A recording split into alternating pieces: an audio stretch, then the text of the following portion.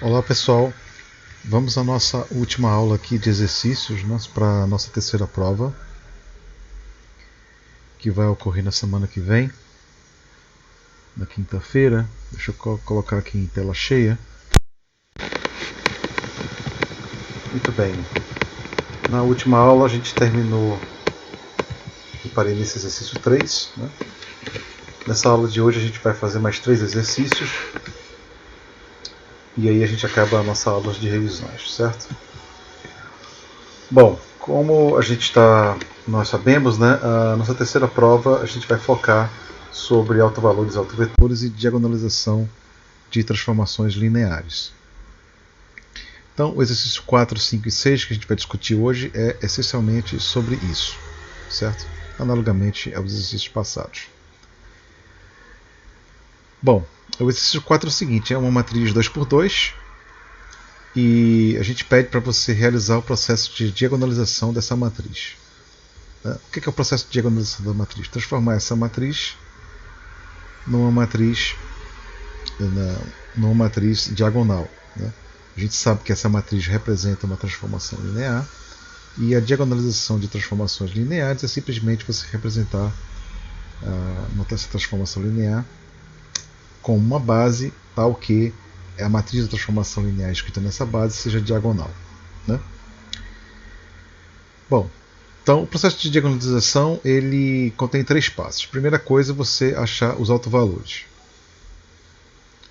Se os autovalores forem reais e as multiplicidades algébricas de cada autovalor coincidem com as multiplicidades geométricas, então essa transformação é diagonalizável, e a gente pode escrever a matriz da transformação linear como sendo uma matriz diagonal escrita naquela base de autovetores, certo? Então, o primeiro passo é encontrar os autovalores. Lembra também, antes de a gente começar o exercício, que matrizes e transformações lineares são a mesma coisa. Isso é um teorema que a gente viu na segunda parte do curso, certo? Então, quando eu falo matriz, entenda-se transformação linear. Então, o primeiro passo é encontrar os autovalores dessa matriz. Eu esqueci de colocar aqui, pessoal, a matriz A. Vamos supor que isso aqui seja a matriz A. Para isso, utilize o polinômio característico. O que é o polinômio característico? É a matriz A menos lambda da identidade. Então aqui vai ficar lambda menos 3, lambda menos 1. Certo? Na diagonal. Bom, você calcula o determinante dessa matriz igual a 0. E as raízes desse polinômio são essencialmente os autovalores da transformação da matriz. Bom, esse é um determinante dessa matriz 2x2, que fica esse polinômio de grau 2. Esse polinômio ele tem duas raízes, que são raízes distintas. Lambda 1 e lambda 2 não tem raízes repetidas. Certo? Então a gente já sabe que a multiplicidade algébrica de lambda 1 é 1 e lambda 2 é 1. Lembra que a multiplicidade algébrica é o número de vezes que esse autovalor aparece como raiz do polinômio característico. Então a multiplicidade algébrica de cada autovalor é igual a 1. Muito bem, agora o passo 2 é você analisar os autovetores associados a cada autovalor. Para lambda igual a menos 1, para o autovalor menos 1, você substitui aqui, menos 1 e menos 1, aqui vai ficar menos 4 e menos 2, e os autovetores são os vetores x e y que realizam essa igualdade, que soluciona esse sistema.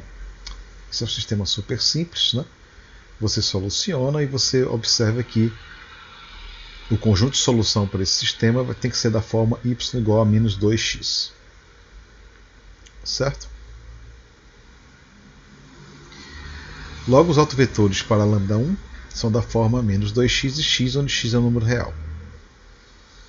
Então, o autoespaço de autovetores associados a esse autovalor lambda 1 é esse subespaço vetorial aqui, que tem dimensão 1. Isso aqui tem dimensão 1, isso é um subespaço vetorial de dimensão 1, e portanto a multiplicidade geométrica desse alto valor λ1 é igual a 1. Então a multiplicidade geométrica e algébrica para esse alto valor coincidem. Depois você analisa para o alto valor λ2. Né? Você quer analisar os autovetores associados a λ2. Os autovetores x, y são vetores que solucionam esse sistema. λ2 você simplesmente substitui λ igual a 2 aqui. Né? Certo? Perdão, λ igual a 5. Né? λ2 igual a 5 no número λ aqui. Né? Vai ficar 5 menos 3 e 5 menos 1. Certo? Ok. Então, os autovetores x, y que solucionam esse sistema são os autovetores associados a λ2 igual a 5, ao segundo alto valor. Esse é um sistema 2×2 super simples e você observa que um vetor x, y será a solução e somente se y é igual a x. Né? Então, os autovetores associados a este alto valor formam um subespaço vetorial de dimensão 1. Né? Esse aqui é um subespaço vetorial gerado pelo vetor 1 e 1. Então a multiplicidade algébrica do alto valor λ1 é igual a 1, que coincide com a multiplicidade geométrica. A mesma coisa acontece aqui, a multiplicidade algébrica do segundo alto valor também é igual a 1, e coincide com a multiplicidade geométrica desse alto valor, que também é igual a 1. Logo a gente viu que essa matriz é uma matriz diagonalizável. Passo 3, como é que a gente calcula a matriz diagonal associada? Bom, matriz diagonal associada, a diagonal principal é formada pelos autovalores, incluindo os autovalores repetidos, certo? Aqui não tem autovalor repetido, então aqui vai ficar simplesmente o primeiro autovalor e o segundo autovalor. Próximo exercício, eu aumentei a dimensão aqui da matriz. Considere essa matriz 3×3, verifique se essa matriz é diagonalizável. Caso sim, determine a matriz correspondente. Muito bem, esse é o polinômio característico, como eu passo do exercício passado, a gente precisa calcular o polinômio característico. Né? O polinômio característico é o determinante dessa matriz 3×3. Certo? Calculo o determinante, fica esse polinômio aqui, igual a 0. As raízes desse polinômio, do polinômio característico, são os autovalores. Aqui eu tenho 3 autovalores, né? 2 repetidos. Λ igual a 2 é um autovalor e λ igual a 4 é outro autovalor. Λ igual a 2, o autovalor 2, ele tem multiplicidade algébrica 2, né? Porque ele aparece como raiz desse polinômio 2 vezes, é uma raiz repetida. E o autovalor λ4 tem multiplicidade algébrica igual a 1. Né? Ele aparece só uma vez como raiz do polinômio. Bom, então a multiplicidade algébrica de λ1 é igual a 2 e λ2 é igual a 1. λ1 eu vou chamar de 2 e λ2 eu vou chamar de 4. Bom, agora a gente vai calcular as multiplicidades geométricas, ou seja, a dimensão dos subespaços vetoriais associados aos autovetores para cada autovalor. Né? Autovetores de λ1 são formados por vetores x, y, z que satisfazem esse sistema. Essa matriz aqui é simplesmente essa matriz substituindo λ pelo alto valor associado. No caso aqui eu estou pegando... Desculpa pessoal, para você analisar o alto vetor λ1, você vai estudar os autovetores que satisfazem esse sistema. Essa matriz aqui é simplesmente esta matriz, né, substituindo λ pelo alto valor λ1, que é igual a 2. Então aqui eu coloco 2. Então aqui vai ficar 0, né, 1 e 1. Certo? Bom, isso é um sistema 3×3. 3 equações de 3 incógnitas. Né? Você resolve esse sistema E você observa que a solução para esse sistema XYZ será a solução, né? E somente se y mais z tem que ser igual a zero. Certo? E x pode ser qualquer número. Portanto, o subespaço vetorial dos autovetores de λ1 vai ser formado pelos vetores x, y, z, onde y mais z é zero. X é uma variável livre, então eu posso reescrever esse subespaço vetorial como sendo os vetores da forma x, né, menos e e z, onde x e z são números reais. Certo? Muito bem, esse é um subespaço vetorial de dimensão 2, porque ele é gerado por dois vetores linearmente independentes. Eu posso reescrever esse subespaço vetorial como sendo gerado por esses dois vetores linearmente independentes. E, portanto, a dimensão desse subespaço vetorial é 2, ou seja, a multiplicidade geométrica para este alto valor é igual a 2, que coincide, né, com a multiplicidade algébrica. A multiplicidade algébrica para λ2 é igual a 2, que coincide com a multiplicidade geométrica para este alto valor. Façamos agora a mesma análise para o segundo alto valor. Qual é o alto valor? λ4. Né? λ2 eu vou chamar de 4. É igual a 4. Certo? Então, o que a gente faz? Faz a mesma coisa que a gente fez aqui. Né? Substitui aqui λ como sendo 4. Então aqui vai ficar menos 2, né? Menos 1 e menos 1. Né? Nessa diagonal aqui. Os autovetores são os vetores x, y, z que satisfazem essa equação, esse sistema linear daqui, homogêneo. Bom, você resolve esse sistema simples, 3×3, você resolve esse sistema e você chega à conclusão de que x, y, z será a solução desse sistema quando menos y mais z é igual a 0 e menos 2x mais y mais z é igual a 0. Certo? Ou seja, z tem que ser igual a y, e portanto, se z é igual a y, x tem que, por essa igualdade aqui, x tem que ser igual a y e que é igual a z. Né? Ou seja, o subespaço vetorial dos autovetores associados a este alto valor tem dimensão 1, porque ele é gerado simplesmente por este vetor. Então a multiplicidade geométrica de λ2 é 4. Perdão, multiplicidade geométrica de lambda2 igual a 4 é 1. Né?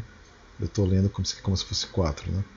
Essa multiplicidade geométrica para lambda2, que é o alto valor, é igual a 1, que é a dimensão desse subespaço vetorial. Então, a gente sabe então que as multiplicidades geométricas e algébricas coincidem, e aí eu sei que essa matriz é diagonalizável. E a matriz diagonal, mesma coisa que a gente fez no exercício passado, ela é formada pelos autovalores. Repare que aqui que tem dois autovalores repetidos, porque a multiplicidade algébrica desse autovalor 2 é igual a 2. Né? Então aqui eu repito duas vezes esse autovalor, e o segundo autovalor é igual a 4, que não é uma raiz repetida. Certo? Então esse é um exemplo de uma matriz diagonalizável, que tem autovalores repetidos. Né?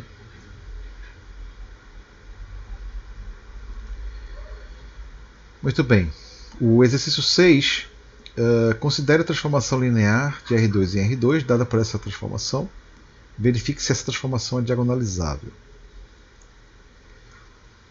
Muito bem, mesmos passos dos dois exercícios passados. Né? Aqui eu simplesmente quero chamar a atenção que matriz de transformação linear, lembra da segunda parte do curso, é a mesma coisa. Certo? Para cada transformação linear a gente pode associar uma matriz que representa essa transformação linear numa certa base. Né? E em qualquer matriz eu posso associar uma transformação linear. Então existe uma relação 1 a 1 entre transformações lineares e matrizes. Certo? Nesse exemplo ele pede para você verificar se T é diagonalizável. Bom, como a gente viu nessa terceira parte do curso, o polinômio característico ele não depende da base polinômio característico de uma transformação linear não depende da base que você toma. Então eu vou pegar a base mais simples possível, associar essa transformação linear a uma matriz e calcular o polinômio característico desta matriz. Essa matriz a gente sabe calcular, porque ele deu a transformação linear. A matriz da transformação na base canônica. Eu sei calcular essa matriz é dessa forma aqui.